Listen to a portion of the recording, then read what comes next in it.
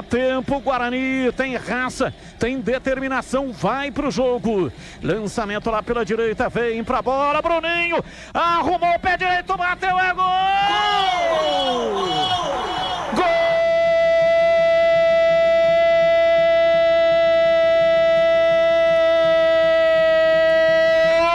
Do Bugre! Que golaço! Espetacular! Bola cruzada, veio nos pés de Bruninho. Ele dominou com a perna direita e mandou uma paulada. Bola precisa e de alta definição.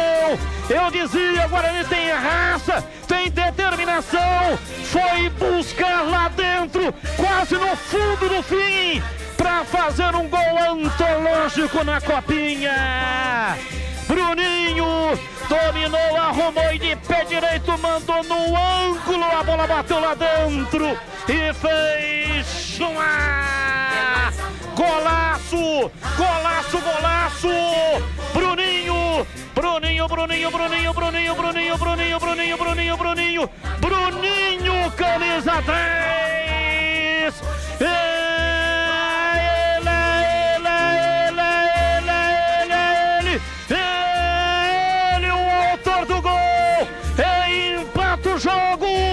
Bruninho faz o sinal da cruz, agradece aos céus, um gol fenomenal. Guarani 2, Corinthians 2 e o detalhe do gol, detalhe do golaço do Bruninho é seu Vladimir Catarino. O passe dado pelo Beto também foi fantástico, né? Uma assistência, ela passou por toda a extensão praticamente ali da defesa do Corinthians, ninguém fez o corte. O Bruninho, consciente, dominou e já sabia onde colocaria a bola, com muita qualidade, especialista em gols bonitos nesta copinha para o Guarani. Bruninho empata, tudo igual, 2-2.